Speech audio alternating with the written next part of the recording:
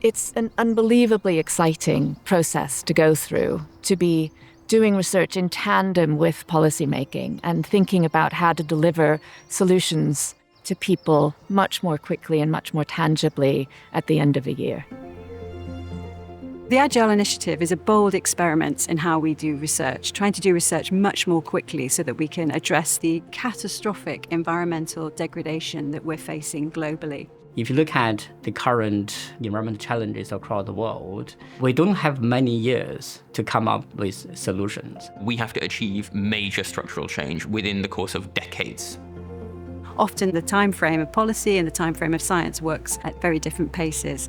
And so we wanted to set up something in Oxford which really transformed that delivery of science into policy and practice. At Agile, we run 1-year solutions-oriented sprints. Every sprint is an intense research program co-created with stakeholders, aiming to answer a particular real-world question. For example, how do we make our food systems much more sustainable and much more just? How do we store CO2 in our coastal sea shelves without harming biodiversity? Questions like that, critical questions of our time.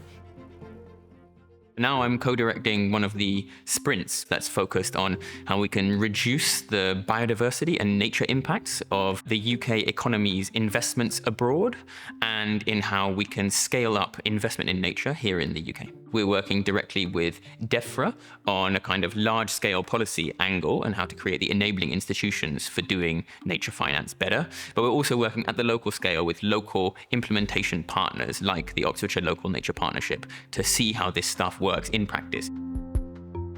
The Agile model has really challenged that assumption that is quite embedded still within academic institutions, that impact and impact-related activity is some sort of translation that happens after the knowledge creation process or is somehow separate. And I think Agile really flips that on its head. There are very few programs that explicitly make academic research that solves some kind of real-world policy or practitioner need. And the Agile program is one of those few. One of the wonderful and really transformative things about the Agile Initiative is that we bring together researchers from all different career stages and across multiple different disciplines. For example, from biology and geography, from economics, from mathematics and anthropology. For the researchers from the engineering side of the team, I don't think any of them have extensive experience working with real-world players. That was a very fresh experience. One thing that Agile does very well, I would say exceptionally well, is think about how to support early career researchers.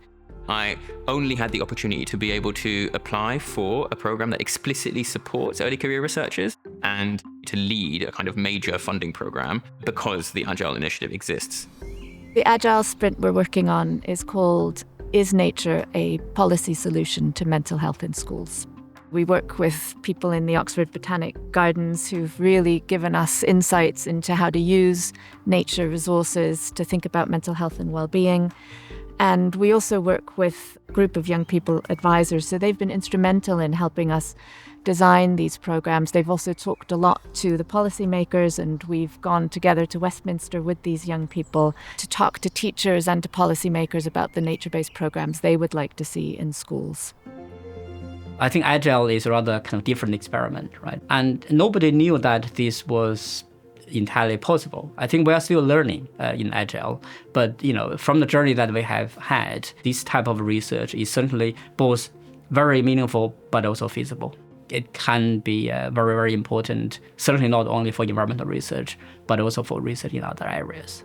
The Agile model is vital, not just for addressing many of the environmental challenges that we face, but also for developing a research culture that is relational, rapid, and rooted in justice. It's programs like Agile that I think are the future.